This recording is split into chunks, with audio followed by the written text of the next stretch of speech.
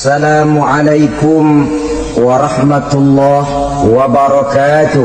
Waalaikumsalam warahmatullahi wabarakatuh. Saudara hadirin kaum muslimin rahimakumullah. Rumah tangga yang pandai bersyukur, berapapun kecilnya nikmat, bukan kecilnya yang dia lihat, tapi karunia Allah yang dinilai. Sehingga dari rasa berterima kasih kepada manusia akan timbullah rasa syukur kehadirat Allah Subhanahu wa ta'ala.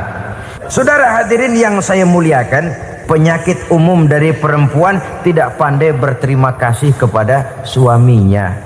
Ini rupanya penyakit umum dari tahun atu.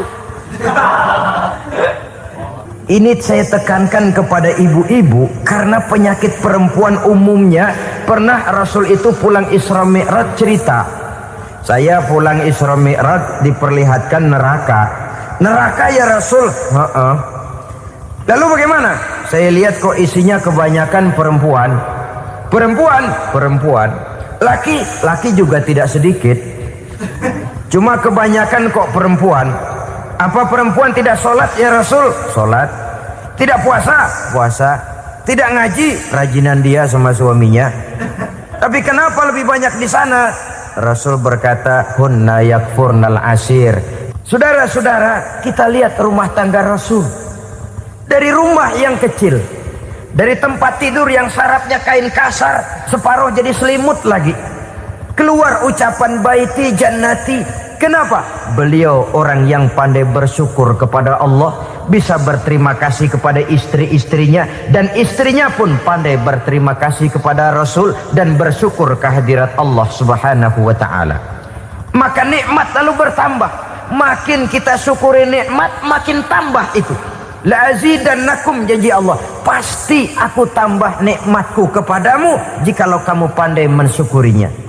Tapi kalau kamu ingkar, tidak pandai bersyukur, awas, nikmat bisa berubah menjadi azab kalau kita tidak pandai-pandai mensyukurinya. Jadi cirinya yang pertama, rumah tangga bahagia itu apabila suami istri pandai bersyukur terhadap nikmat yang diberikan oleh Allah Subhanahu wa ta'ala. Satu. Cirinya yang kedua, rumah tangga yang berdasarkan untuk mardotillah, mencapai keredoan Allah, sabar apabila mendapat cobaan. Namanya orang berumah tangga itu persis berlayar di lautan. Suami istri adalah dua orang yang memegang kemudi. Kalau berlayar ombak tenang, angin bertiup sepoi-sepoi basah, lalu bila malam datang bulan bersinar, bintang gemintang gemerlapan, berlayar memang nikmat. Tapi satu saat angin puting beliung bertiup, gelombang menggunung, halilintar menyambar, kemudian petir berkilat. Kalau pada saat itu suami mau ngalor, istri mau ngidul, alamat perahu patah di tengah jalan, kandas di lautan sebelum sampai ke pantai yang akan ditujunya. Oleh karenanya perlu kekompakan. Maka sejak awal seharusnya dalam akan membina rumah tangga yang bahagia itu lebih baik bicara yang pahit-pahit saja, supaya terjadi kesamaan langkah apabila menghadapi kesulitan dan cobaan. Sabar apabila mendapat cobaan. Rumah tangga seperti kapal di lautan tadi tidak akan sunyi dari hantaman gelombang, tidak akan sepi dari tiupan angin topan, dari kilatan petir, dari sambaran halilintar. Baik suami, baik istri harus sabar menghadapi kesulitan. Kadang kesulitan dari segi ekonomi, kadang kesulitan dari segi mengarahkan dan mendidik anak-anak, kadang kesulitan karena banyak orang yang hasut dengan kita, kadang kesulitan berbagai macam lah yang menyebabkan kesulitan. Rumah tangga yang bertujuan mencapai ridho Allah sabar menghadapi segala macam kesulitan.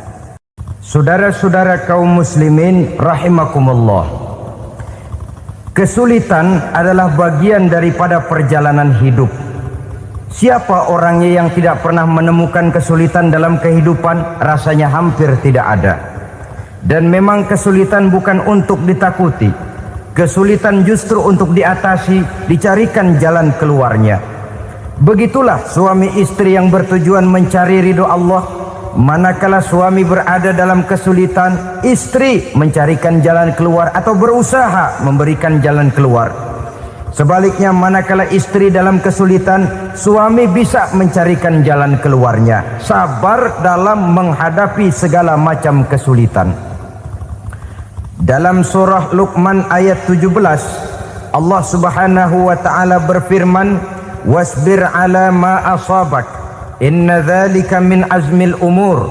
Dan bersabarlah terhadap apapun yang menimpa kamu. Bersabarlah terhadap segala kesulitan yang kamu hadapi, karena sesungguhnya yang demikian itu merupakan sebagian dari perkara-perkara yang telah ditetapkan oleh Allah Subhanahu wa taala. Saudara-saudara kaum muslimin yang berbahagia, kunci sabar sesungguhnya terletak pada keyakinan bahwa segala sesuatu berasal dari Allah dan segalanya akan kembali kepada Allah Subhanahu wa taala.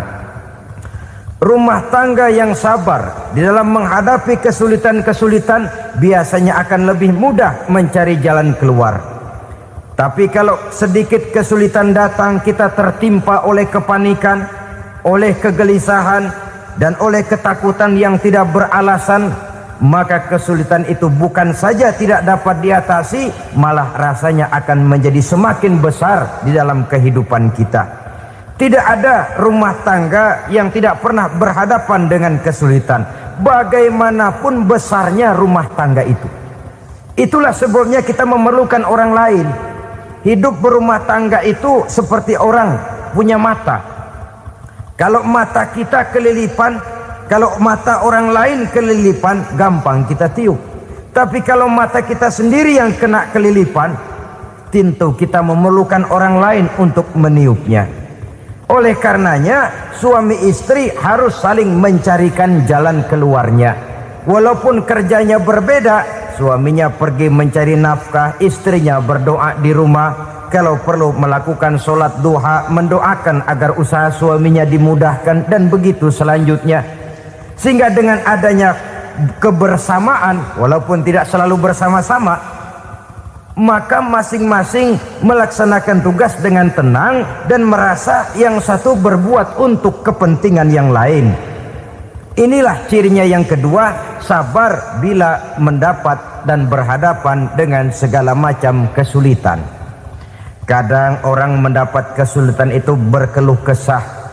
Bukan berkeluh kesah, tapi mencari jalan keluar dan mengambil hikmah yang ada di dalamnya apa. Karena bukan kemudahan, kesulitan yang membuat orang dewasa. Bukan kemudahan, tapi kesulitan yang membuat orang berpikir, dinamis, kreatif. Kalau seluruh jalan yang kita tempuh mudah saja, gampang saja, rasanya monoton kita ini. Kehilangan dinamika dalam perjuangan. Kesulitan yang membuat orang matang, kesulitan yang menempa kepribadian untuk lebih dewasa menghadapi bahtera kehidupan, membuat pandangan makin arif, wawasan makin luas, dan analisa semakin tajam. Sama saja dalam hidup. Sesungguhnya pujian sering menjadi racun, dan caci maki kalau kita tanggapi secara positif sering membuat kita makin dewasa. Jarang orang berpikir kalau dipuji, tapi baru dia merenung dan mencari diri setelah dicaci maki dan dikritik habis-habisan. Walaupun watak umum manusia senang dipuji, marah kalau dicaci maki. Biasanya kalau ketemu cewek cakep, kita bilang, "Kamu cakep deh." Dia paling bilang, "Ah, abang bisa aja." Walaupun dia bilang, "Ah, abang bisa aja," hidungnya mah tetap mekar. Senang kalau dipuji, itu kecenderungan manusia. Marah kalau dicaci maki, marah kalau dikritik. Tapi sesungguhnya pujian sering jadi racun, caci maki sering jadi obat. Orang takut minum obat karena pahitnya, padahal efeknya itu akan lebih memberikan kesehatan kepadanya. Orang takut menghadapi kritik, orang takut dan tidak ingin dicaci maki, padahal itulah yang sesungguhnya menjadi cambuk kalau tidak dia salah tanggap, menjadi sugesti yang mendorong dia lebih maju lagi. Karena memang bukan pujian, tapi caci maki dan kritik yang membuat kita makin berpikir tajam. Jadi rumah tangga yang berhadapan dengan kesulitan demi kesulitan, biasanya kalau ditanggapi dengan sabar akan makin mengokohkan fondasi rumah tangga itu sendiri. Tapi kalau kesulitan dihadapi dengan tidak sabar, lalu mencari jalan pintas, kesulitan ekonomi, kebetulan istrinya cakep, istrinya disuruh ngojek. Dah lu ngojek aja deh, gua nungguin setoran dah. Suami tapak di rumah. Saudara hadirin yang saya muliakan, buat sepintas memang mendatangkan materi itu mengatasi kesulitan ekonomi, tapi apakah bahagia? Walaupun rumah bisa jadi besar, perabotan bisa serba lebih lengkap dan ada, tapi apakah semuanya mendatangkan bahagia? Sementara suami kehilangan rasa cemburunya, dan dalam agama itu disebut dayus. Dayus, suami yang tidak punya rasa cemburu kepada istrinya. Dan orang dayus kayak begitu haram mendapat bau sorga. Bau sorga saja tidak dapat, apalagi masuk ke dalamnya. Ya tapi juga jangan lantas mentang-mentang harus cemburu sama istri, overacting. Suaminya nawar sayuran, laki pulang ngomel, lu pacaran ya sama tukang sayur. Itu juga over, saudara-saudara. Kesulitan ekonomi diatasi dengan sabar. Sabar dalam arti berusaha dengan tidak mengambil jalan pintas, berusaha tetap berada di jalan yang diridhoi oleh Allah.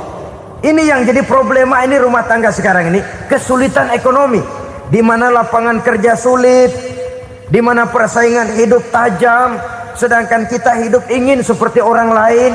Kita mudah gelap mata, mudah picik pandangan, mudah sulit pertimbangan, lalu mengambil jalan pintas. Kadang menjual akidah, menjual keimanan.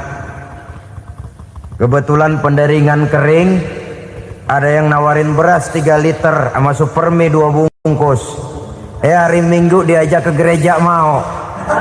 Itu iman kena beras 3 liter telap. Kesulitan ekonomi, saudara-saudara, sehingga Imam Ali pernah berkata, kadal fakru ayyakuna kufran. Kemiskinan memang mudah membawa orang kepada kekafiran, kepada perbuatan-perbuatan yang bisa mengundang kekafiran. Oleh karena itu dalam tamsil lain beliau berkata, kalau ada ular dan ada kemiskinan, kemiskinan yang saya getok lebih dulu, kemiskinan yang saya bunuh lebih dahulu. Karena kemiskinan mudah membawa orang kepada kekufuran. Bagaimanapun sulitnya ekonomi yang dihadapi dalam rumah tangga, percayalah satu saat jalan keluarnya mesti ada. Mesti ada. Jangan sampai mengambil jalan pintas yang membuat kita keluar dari jalan yang ditinjau dari segi kemasyarakatan pun mendatangkan aib, ditinjau dari kehormatan berkeluarga pun mendatangkan nista, ditinjau dari segi ekonomi pun barangkali tidak akan mendatangkan kelimpahan materi. Jalan pintas pada umumnya, saudara-saudara, hanya memberikan kenikmatan yang sekejap. Dan apalah itu artinya kalau harus mengorbankan kesenangan yang abadi dan kekal. Kadang-kadang mengorbankan anaknya sendiri, anaknya dikomersilkan. Pokoknya siapa yang nyamper lu berangkat aja dah. Asal pulang nenteng pisang sama jeruk sebongsang, orang tua udah anteng aja udah. Saudara hadirin yang saya muliakan, setiap kita selalu berhadapan dengan kesulitan. Karena itu rumah tangga yang bertujuan mencapai mardhatillah, mereka sabar dalam menghadapi kesulitan. Tidak ada beras, puasa saja, puasa sunnah. Puasa sunnah, lapar tapi ada pahalanya, daripada tidak puasa lalu ngegerundel. Brengsek Tuhan. Sembahyang melulu lapar juga. Sudah lapar tidak berpahala. Bukankah Rasulullah sendiri kalau pulang ke rumah Aisyah lalu berkata, "Ya Humairah, ada makanan hari ini? Ada makanan yang?" "Enggak ada, Bang." "Alhamdulillah, kalau begitu saya puasa." Pulang dari mana-mana perut lapar, mau makan tidak ada makanan, bukan marah, bukan ngamuk, puasa. Maka boleh puasa sunnah, niatnya udah siang, jam 10, jam 11, asal dari pagi belum makan apa-apa. Niatnya jam 10, sah, dengan catatan dari pagi belum makan apa-apa. Jangan sudah sepiring setengah baru niat, itu lain. Itu ngojek namanya itu. Pengertian dalam kesulitan. Satu malam beliau pulang dari masjid agak larut. Habis ngajar banyak yang bertanya. Ketuk pintu, "Assalamualaikum, Assalamualaikum." 3 kali beliau memberi salam, tidak ada jawaban, tidak dibukakan pintu. Rupanya istri beliau lelah bekerja di waktu siang, tidurnya pules benar. Marahkah Rasul? Tidak. Beliau gelar sorban, tidur di depan pintu. Asraful anbiya wal mursalin ini, Rasul termulia ini, karena menghargai istrinya, tidur di depan pintu. Sampai Aisyah bangun sepertiga malam, terkejut buka pintu, suaminya ada di depan pintu. Beliau bangunkan. Ketika dibangunkan, Rasul lebih dulu berkata, "Maaf sayang, saya pulang terlambat." Sudah nggak dibukain pintu, tidur di depan, dibangunin, beliau duluan yang minta maaf. Pengertian.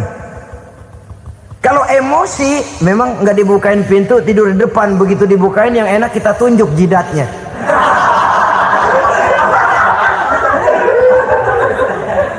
Saudara hadirin yang saya muliakan, kesulitan di dalam kehidupan merupakan bagian daripada kehidupan, bukan untuk ditakuti tapi untuk diatasi, bukan untuk dihindarkan tapi dicarikan jalan keluarnya. Hadapilah kesulitan dengan baik sangka kepada Allah, dengan lapang dada dan dengan tetap bersabar menghadapinya. Kenapa? Karena tujuan kita mendirikan rumah tangga, mencapai ridho Allah. Kalau anak kita perjualbelikan, kalau istri kita komersilkan, kalau akidah kita jual untuk mempertahankan rumah tangga, bukankah makin jauh saja rumah tangga itu dari ridho Allah? Ini tujuan utamanya. Yang ketiga, rumah tangga yang bertujuan mardotillah itu, suami istri yang merupakan fondasi di rumah tangga, suami sebagai pemimpin, istri sebagai pembina, selalu musyawarah dalam menyelesaikan persoalan. Walaupun istri ditakdirkan sebagai pemimpin dan suami sebagai pemimpin dan istri yang dipimpin, tapi agama menganjurkan musyawarah. Jangan mentang-mentang istri nyari duit, suami nyari duit, lalu menteleng. Segalanya mau diktator, segalanya mau sendiri. Rumah tangga yang bertujuan mencapai ridho Allah selalu didirikan atas dasar musyawarah. Sehingga apabila sesuatu itu dihasilkan dari suasana musyawarah, tidak akan melahirkan penyesalan di belakang hari. Kalau tidak, berjalan menurut seleranya masing-masing, belakangan timbul penyesalan, akhirnya main salah menyalahkan. Kalau sudah saling salah menyalahkan, itu artinya sudah saling mengungkit kekurangan masing-masing. Akibatnya tidak ada lagi saling menghargai. Jadi dengan demikian musyawarah di dalam menyelesaikan persoalan, menghadapi kesulitan ekonomi musyawarah, menghadapi kenakalan anak musyawarah, akan membeli ini dan itu sebaiknya juga musyawarah. Kalau merupakan hasil musyawarah, maka saudara-saudara hasilnya pun akan dihadapi oleh bersama. Enak rasakan bersama, tidak enak rasakan bersama. Kenapa? Tadinya musyawarahnya bersama-sama juga. Lah kalau hasil sendirian, giliran enak mungkin yang satu mau ikut, giliran tidak enak yang satu nuding, gua kata juga apa? Kan begitu akibatnya kalau tidak berdasarkan musyawarah lebih dahulu. Maka insya Allah hasil musyawarah ini setidaknya tidak akan mendatangkan sesalan di belakang hari nantinya. Saudara-saudara kaum muslimin rahimakumullah, ciri yang keempat, sepasang suami istri yang bertujuan mencapai ridho Allah dalam upaya mencapai rumah tangga bahagia itu tawakal apabila mempunyai rencana. Tawakal berserah diri kepada Allah, bukan berserah diri dalam artian mutlak yang mengarah kepada fatalism atau predestination. Kita sering mengartikan tawakal secara salah. Belum apa-apa sudah menyerahkan diri kepada Allah. Memang semuanya terjadi menurut maunya Allah dah. Gak usah ngapa-ngapain, bagaimana Tuhan aja dah. Lapar juga nggak usah makan, kalau takdirnya kenyang pan kenyang. Ya udah lapar terus kita. Makan dulu perkara nanti kenyang apa tidak, itu baru tawakal. Kalau sakit ke dokter, soal sembuh atau tidak baru tawakal. Artinya usaha itu ada. Setelah suami berusaha, istri berusaha, selebihnya tawakal. Apa perlunya tawakal? Apabila berhasil tidak lupa daratan, apabila berhasil tidak lupa diri, apabila gagal tidak putus asa. Sehingga dengan demikian dari tawakal ini lahirlah pondasi yang kokoh membina rumah tangga yang bahagia dalam upaya mencapai keridhaan daripada Allah Subhanahu wa taala. Apapun yang kita laksanakan di rumah tangga, tujuan intinya tetap untuk mencapai keridhaan Allah. Beli kendaraan untuk mencapai ridho Allah, lalu dipakai ngaji, dipakai ke masjid dan sebagainya. Beli peralatan rumah tangga untuk mencapai ridho Allah. Mendidik anak untuk mencapai ridho Allah. Membantu keluarga untuk mencapai ridho Allah. Dan begitu selanjutnya. Tawakal apabila mempunyai rencana.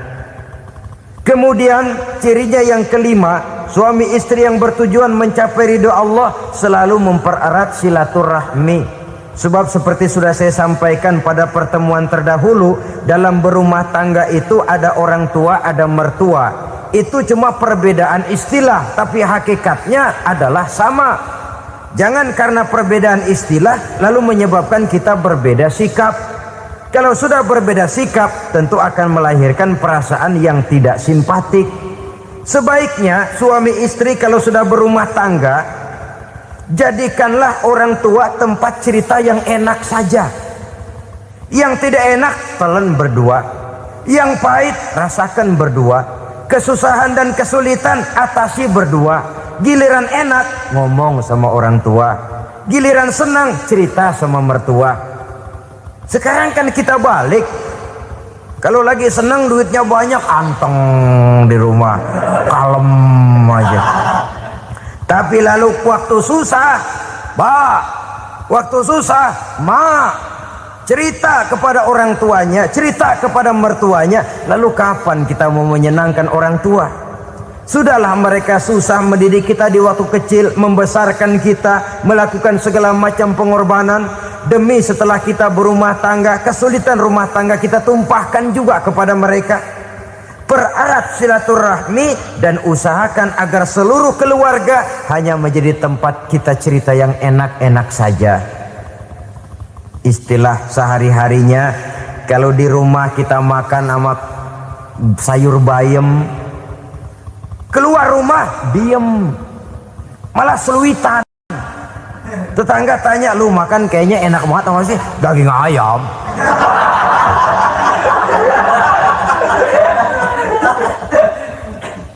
Lalu tetangga kan akan berbisik, itu makannya tuh orang enak bener ya, rumah tangganya tiap hari makan sama daging ayam. Biarlah paling kurang itu jadi doa, daripada kita makan sama kangkung lalu ribut ngomel di mana-mana. Gua kesel banget sama bini gua. Di warung ceritanya lagi. Kenapa? Saban sari gue direbusin kangkung mulu. Brengsek. Di warung cerita ada RT, ada RW. Gara-gara makan sama kangkung se-RT tahu. Akhirnya mungkin kalau kita berangkat orang hitung dari jauhan. Lihat, kangkung liwat gitu.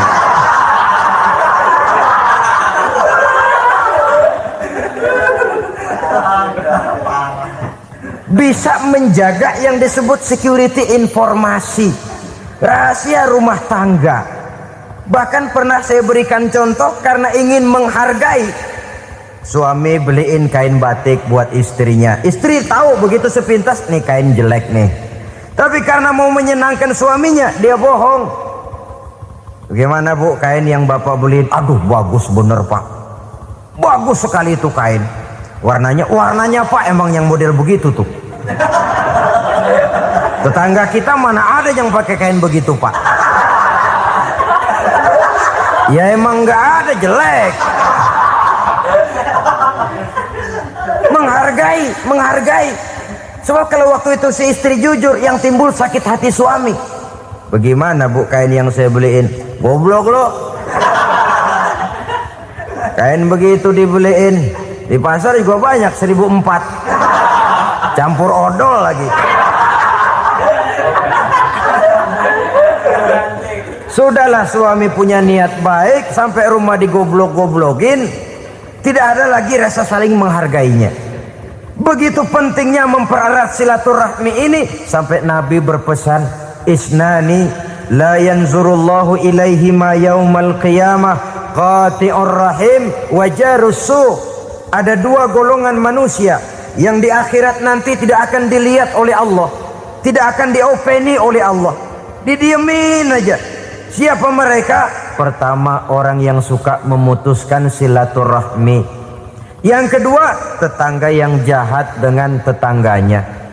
Dua golongan manusia ini, pemutus silaturahmi, kemudian juga tetangga yang jahat dengan tetangganya, ini tidak akan dipandang oleh Allah di hari akhirat nanti.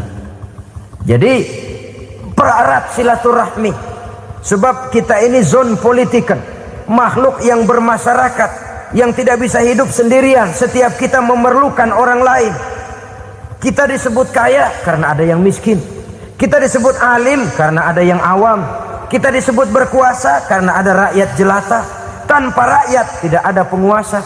Tanpa yang miskin tidak ada orang kaya. Kalau tidak ada yang jelek, siapa yang bilang cakep? Karena ngimbangi. Saudara hadirin, atas dasar ini mestinya kita selalu bersyukur dalam segala posisi. Tidak lalu salah terima kepada karunia yang diberikan Allah kepada kita. Saudara hadirin yang saya hormati, pererat silaturahmi, jadikan orang-orang tua kita tempat kita cerita yang enak-enak saja. Yang tidak enak, telan sendiri, usahakan sendiri, carikan jalan keluarnya sendiri. Setidaknya ya diam sajalah. Kalau belum bisa membalas budi baik orang tua, setidaknya jangan menyakiti hati orang tua kita. Sudah lelah dan payah dia mengasuh kita, membesarkan kita, merawat kita, demi setelah kita berumah tangga, seluruh kesulitan kita bawa lagi kepadanya. Karena itu buat para istri juga ini perhatian. Kalau dimarahi suami, jangan cepat-cepat pulang ke rumah orang tuanya. Nggak boleh diomelin dikit, main buntal aja. Gua pulang dah. Pulang. Sampai sana cerita habis-habisan, dikucek kejelekan suaminya. Nanti 2-3 hari balik aja lagi. Kan nggak lucu jadinya. Saudara hadirin, begitu juga suami. Mencaci maki habis istrinya, 2-3 hari baik aja lagi. Konyol, istrinya sudah dicaci maki habis-habisan, dijeleki leluhur-leluhurnya, 2-3 hari baik lagi. Mesraan lagi. Kata bininya dalam hati, gua lu jelekin juga, lu pakai juga, payah.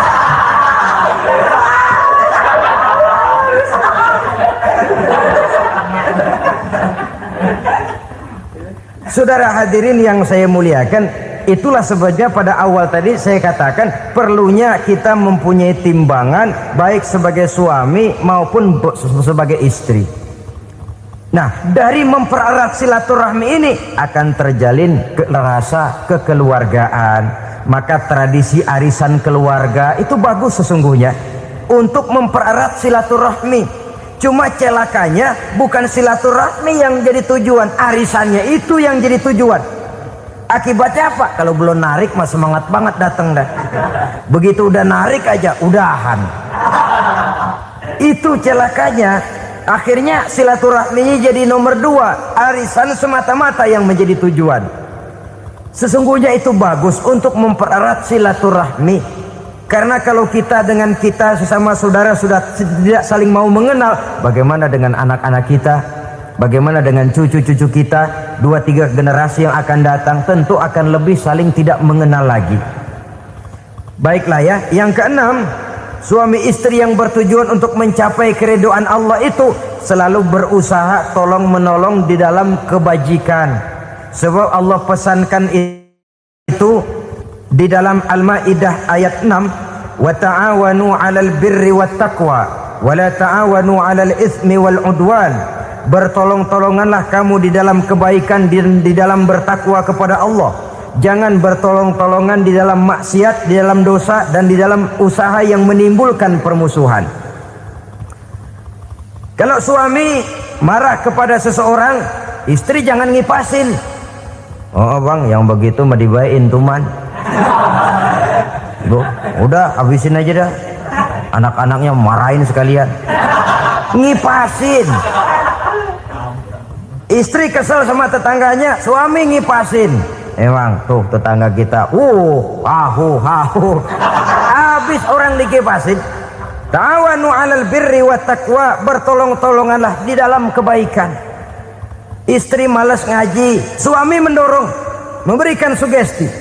Suami malas berusaha, istri memberikan sugesti. Saling tolong menolong di dalam kebaikan dan takwa, dan jangan tolong menolong dalam dosa dan permusuhan. Kata suami, Bu, daripada kita melarat terus hidup, kita piara tuyul yuk. Kata istrinya, nah ini sudah menyimpang bang. Bersabarlah, bagaimanapun insya Allah kita tidak akan mati kelaparan. Piara tuyul itu nanti jadi pindah akidah, merusak iman, berteman dengan setan. Apalah artinya kekayaan dan kesenangan sebentar kalau harus mengorbankan kekayaan dan kesenangan yang abadi. Ini sudah alal ismi wal udwan, sesuatu yang mengandung dosa. Saudara hadirin yang saya hormati, kemudian yang keenam, berbaik sangka. Baik suami maupun istri sama-sama saling berbaik sangka. Suami melepas istri, istri melepas suami dengan hati yang ikhlas. Suami meninggalkan istri di rumah dengan jiwa yang bersih dan rasa yang aman. Ada rasa baik sangka, dan ini modal dasar. Kalau sudah dilandasi oleh buruk sangka, tentu yang lahir nanti adalah perasaan-perasaan yang tidak baik. Akibatnya sangat tidak menguntungkan. Inilah beberapa ciri dari rumah tangga yang didirikan atas dasar mardhatillah, mencapai keridhaan dari Allah. Nanti akan menyusul tujuan berikutnya, diantaranya mendapat keturunan, diantaranya lagi mendatangkan gairah untuk lebih berusaha mencari rezeki karena sudah merasa punya tanggung jawab berupa anak dan istri, mempererat silaturahmi. Itu cuma tujuan-tujuan sekundernya saja. Tujuan primernya kita melakukan suatu nikah untuk mencapai keridhaan dari Allah Subhanahu wa taala. Silakan punya istri cantik, kaya, tapi tujuan utamanya kita membina rumah tangga untuk mencapai ridho dari Allah. Karena itu dasarnya mawaddatan warahmah. Jangan cuma cinta, tapi juga kasih sayang. Cinta, kecenderungan kepada jasmani akan berakhir, tapi kasih sayang, kecenderungan kepada rohani, makin tua malah makin erat, makin tua malah makin mesra. Sehingga kadang kita menampak kakek-kakek dan nenek-nenek lagunya kayak pengantin baru. Apa cinta-cintaan? Tidak. Bagaimana kakek-kakek sama nenek-nenek harus bilang I love you? Yang masih ada itu waktu itu mawaddah, kasih dan sayang. Itu yang akan kekal, itu yang akan abadi. Tanpa materi orang sulit untuk bahagia, tapi materi semata bukan jaminan orang untuk bahagia. Nah, ciri yang terakhir dari rumah tangga yang bertujuan mencapai ridho Allah, sinar agama kelihatan di dalamnya. Baik suami maupun istri sama-sama orang yang taat melaksanakan ajaran agama. Saudara-saudara kaum muslimin rahimakum, dan maha mampu. Sedekah ini menambah panjang umur dan menyelamatkan. Perlunya apa? Kalau pada satu saat istri kita salah, suami cepat-cepat ambil timbangan, lalu ditimbang mana yang lebih berat, salahnya atau dosanya, benarnya atau kesalahannya. Ini istri saya jasanya begini, lalu jasanya begini, salahnya ini. Mana yang lebih besar, jasanya atau salahnya? Dengan adanya timbangan, maka keputusan akan objektif. Tapi kalau timbangannya emosi, salah sedikit saja sudah main bentak, main usir, akhirnya keputusan akan mendatangkan kerugian. Sebaliknya, kalau suami yang salah, istri ambil timbangan, ditimbang mana lebih besar, jasanya atau salahnya. Jangan sampai nanti terjadi pepatah, panas setahun habis dihapus oleh hujan satu hari. Jasa istri yang puluhan tahun hapus oleh kesalahannya yang sedikit, atau jasa suami yang bertahun-tahun hapus oleh kesalahannya yang sebenarnya tidak seberapa. Akibat apa itu terjadi? Karena tidak adanya timbangan. Dari rasa bersyukur dan dari rasa berterima kasih ini, saudara-saudara, akan timbullah sifat saling menghargai. Suami menghargai istri, istri pun menghargai suami.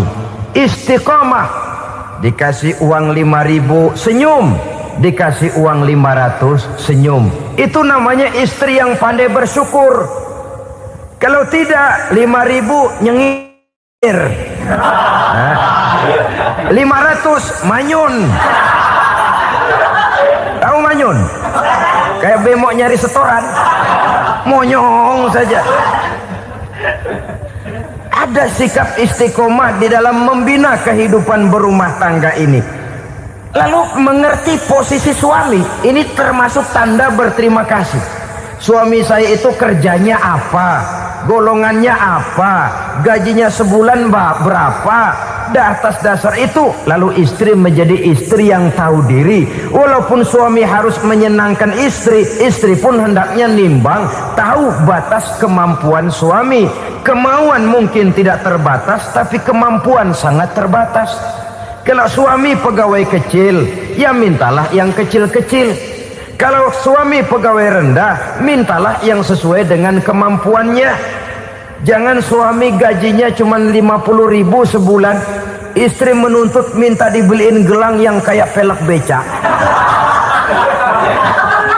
Tentu sudah overacting namanya. Saudara hadirin yang saya muliakan, kunci awalnya bersyukur kepada Allah. Kalau sudah bisa berterima kasih kepada manusia, hati ini akan mudah bersyukur kepada Allah. Rumah tangga yang pandai bersyukur, berapapun kecilnya nikmat, bukan kecilnya yang dia lihat, tapi karunia Allah yang dinilai. Sehingga dari rasa berterima kasih kepada manusia akan timbullah rasa syukur kehadirat Allah Subhanahu wa ta'ala. Itu yang sering diistilahkan orang, kalau dia punya mobil, dia berkata alhamdulillah kita punya mobil, tetangga kita cuman punya motor. Kalau dia punya motor, syukur kita punya motor, tetangga kita cuman punya sepeda, kemana-mana kekejek melulu. Kalau dia punya sepeda, alhamdulillah punya sepeda, tetangga kita sebelah nggak punya apa-apa, kemana jalan kaki saja. Kalau dia jalan kaki, alhamdulillah kita masih bisa jalan. Tetangga kita sebelah lumpuh bertahun-tahun nggak kemana-mana. Kalau dia lumpuh, alhamdulillah kita masih hidup. Tetangga kita kemarin mati nggak balik lagi.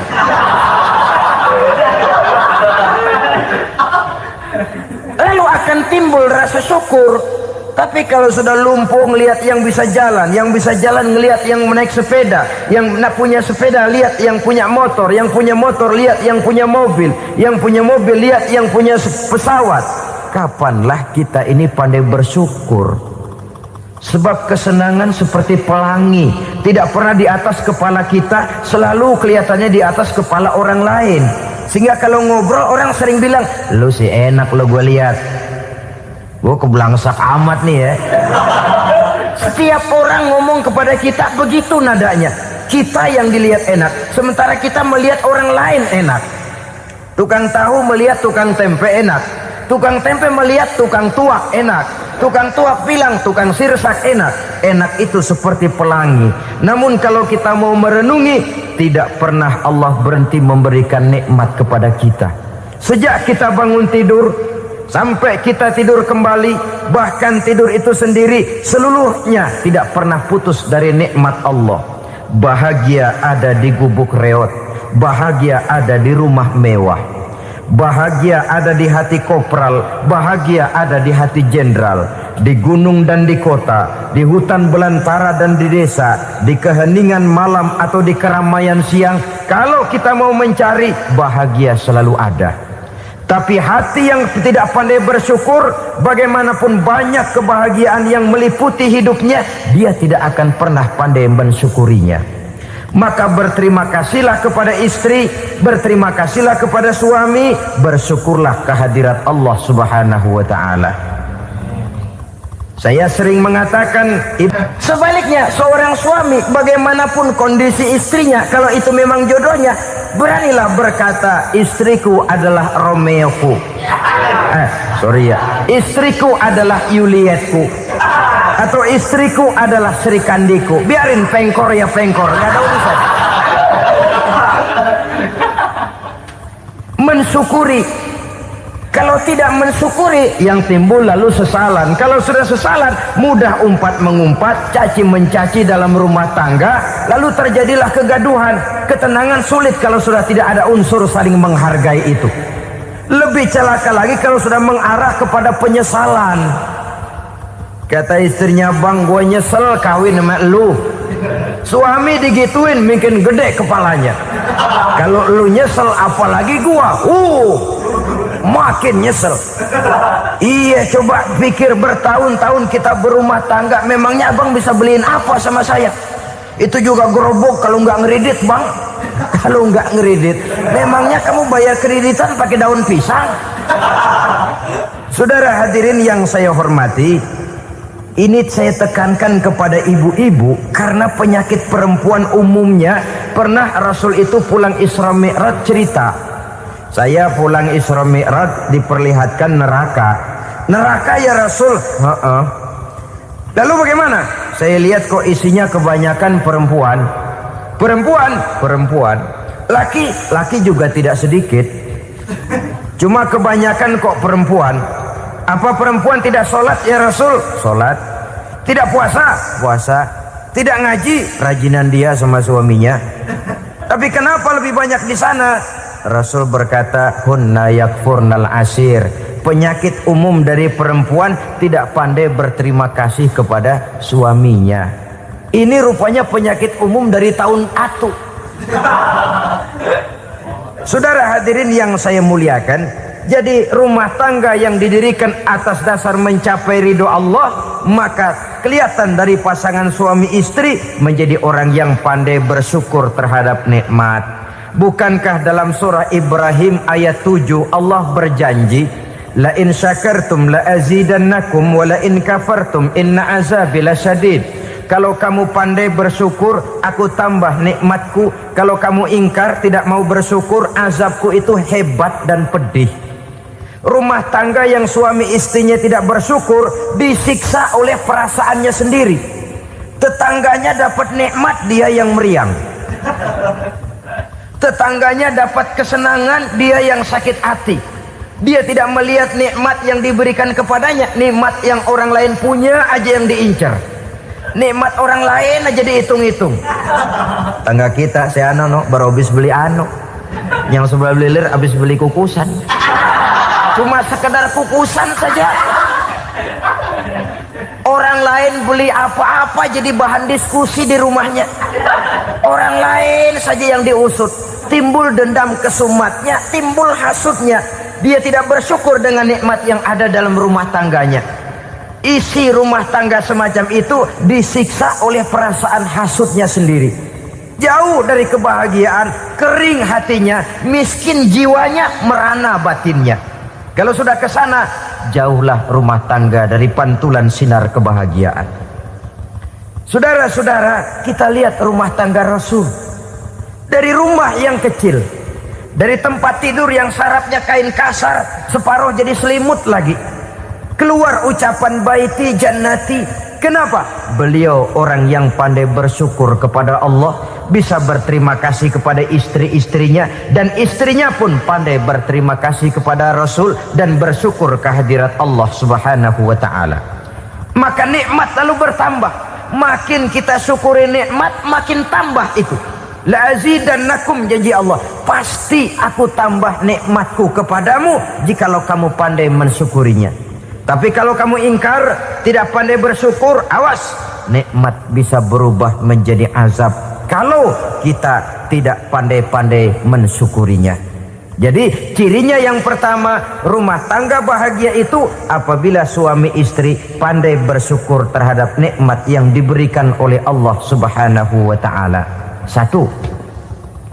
Cirinya yang kedua, rumah tangga yang berdasarkan untuk mardotillah, mencapai keredoan Allah, sabar apabila mendapat cobaan. Namanya orang berumah tangga itu persis berlayar di lautan. Suami istri adalah dua orang yang memegang kemudi. Kalau berlayar ombak tenang, angin bertiup sepoi-sepoi basah, lalu bila malam datang bulan bersinar, bintang gemintang gemerlapan, berlayar memang nikmat. Tapi satu saat angin puting beliung bertiup, gelombang menggunung, halilintar menyambar, kemudian petir berkilat. Kalau pada saat itu suami mau ngalor, istri mau ngidul, alamat perahu patah di tengah jalan, kandas di lautan sebelum sampai ke pantai yang akan ditujunya.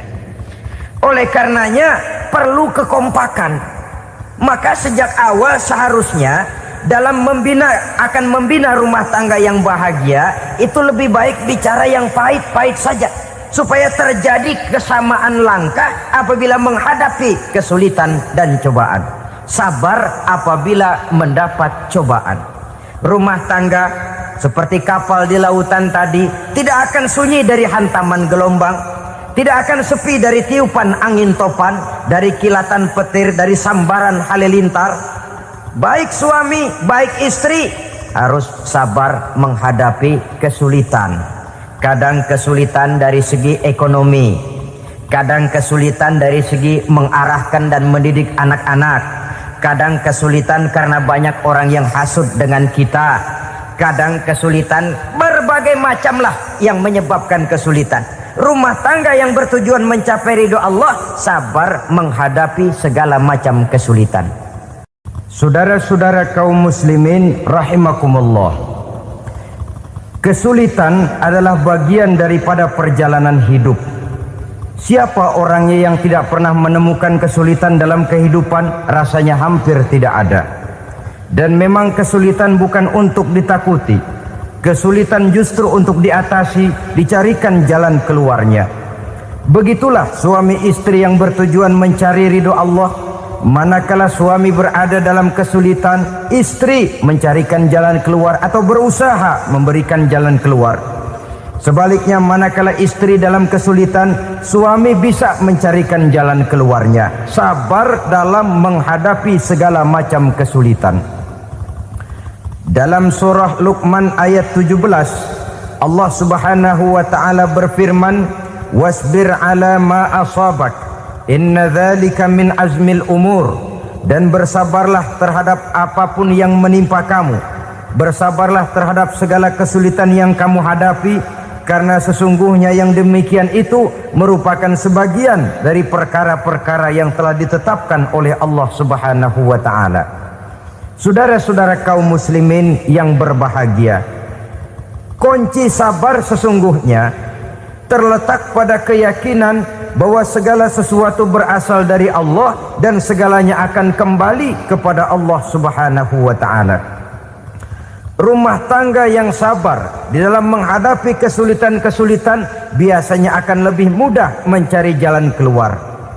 Tapi kalau sedikit kesulitan datang, kita tertimpa oleh kepanikan, oleh kegelisahan, dan oleh ketakutan yang tidak beralasan, maka kesulitan itu bukan saja tidak dapat diatasi, malah rasanya akan menjadi semakin besar di dalam kehidupan kita.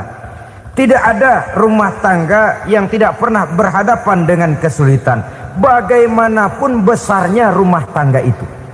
Itulah sebabnya kita memerlukan orang lain.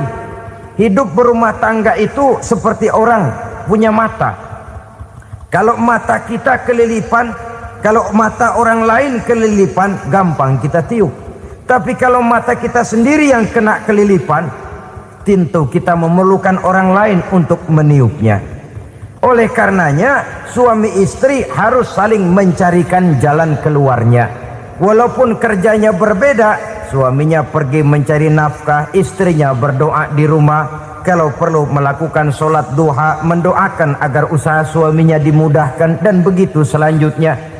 Sehingga dengan adanya kebersamaan, walaupun tidak selalu bersama-sama, maka masing-masing melaksanakan tugas dengan tenang dan merasa yang satu berbuat untuk kepentingan yang lain. Inilah cirinya yang kedua, sabar bila mendapat dan berhadapan dengan segala macam kesulitan. Kadang orang mendapat kesulitan itu berkeluh kesah. Bukan berkeluh kesah, tapi mencari jalan keluar dan mengambil hikmah yang ada di dalamnya apa. Karena bukan kemudahan, kesulitan yang membuat orang dewasa. Bukan kemudahan, tapi kesulitan yang membuat orang berpikir, dinamis, kreatif. Kalau seluruh jalan yang kita tempuh mudah saja, gampang saja, rasanya monoton kita ini. Kehilangan dinamika dalam perjuangan. Kesulitan yang membuat orang matang, kesulitan yang menempa kepribadian untuk lebih dewasa menghadapi bahtera kehidupan, membuat pandangan makin arif, wawasan makin luas, dan analisa semakin tajam. Sama saja dalam hidup. Sesungguhnya pujian sering menjadi racun, dan caci maki kalau kita tanggapi secara positif sering membuat kita makin dewasa. Jarang orang berpikir kalau dipuji, tapi baru dia merenung dan mencari diri setelah dicaci maki dan dikritik habis-habisan. Walaupun watak umum manusia senang dipuji, marah kalau dicaci maki. Biasanya kalau ketemu cewek cakep, kita bilang, kamu cakep deh. Dia paling bilang, ah abang bisa aja. Walaupun dia bilang, ah abang bisa aja, hidungnya mah tetap mekar. Senang kalau dipuji, itu kecenderungan manusia. Marah kalau dicaci maki, marah kalau dikritik. Tapi sesungguhnya pujian sering jadi racun, caci maki sering jadi obat. Orang takut minum obat karena pahitnya, padahal efeknya itu akan lebih memberikan kesehatan kepadanya. Orang takut menghadapi kritik, orang takut dan tidak ingin dicaci maki, padahal itulah yang sesungguhnya menjadi cambuk kalau tidak dia salah tanggap, menjadi sugesti yang mendorong dia lebih maju lagi. Karena memang bukan pujian, tapi caci maki dan kritik yang membuat kita makin berpikir tajam. Jadi rumah tangga yang berhadapan dengan kesulitan demi kesulitan, biasanya kalau ditanggapi dengan sabar akan makin mengokohkan fondasi rumah tangga itu sendiri. Tapi kalau kesulitan dihadapi dengan tidak sabar, lalu mencari jalan pintas, kesulitan ekonomi, kebetulan istrinya cakep, istrinya disuruh ngojek. Dah lu ngojek aja deh, gua nungguin setoran dah. Suami tapak di rumah. Saudara hadirin yang saya muliakan, buat sepintas memang mendatangkan materi itu, mengatasi kesulitan ekonomi, tapi apakah bahagia? Walaupun rumah bisa jadi besar, perabotan bisa serba lebih lengkap dan ada, tapi apakah semuanya mendatangkan bahagia? Sementara suami kehilangan rasa cemburunya, dan dalam agama itu disebut dayus. Dayus, suami yang tidak punya rasa cemburu kepada istrinya. Dan orang dayus kayak begitu haram mendapat bau sorga. Bau sorga saja tidak dapat, apalagi masuk ke dalamnya. Ya tapi juga jangan lantas mentang-mentang harus cemburu sama istri overacting. Suaminya nawar sayuran, laki pulang ngomel, lu pacaran ya sama tukang sayur. Itu juga over, saudara-saudara. Kesulitan ekonomi diatasi dengan sabar. Sabar dalam arti berusaha dengan tidak mengambil jalan pintas, berusaha tetap berada di jalan yang diridhoi oleh Allah. Ini yang jadi problema ini rumah tangga sekarang ini, kesulitan ekonomi, di mana lapangan kerja sulit, di mana persaingan hidup tajam, sedangkan kita hidup ingin seperti orang lain. Kita mudah gelap mata, mudah picik pandangan, mudah sulit pertimbangan, lalu mengambil jalan pintas.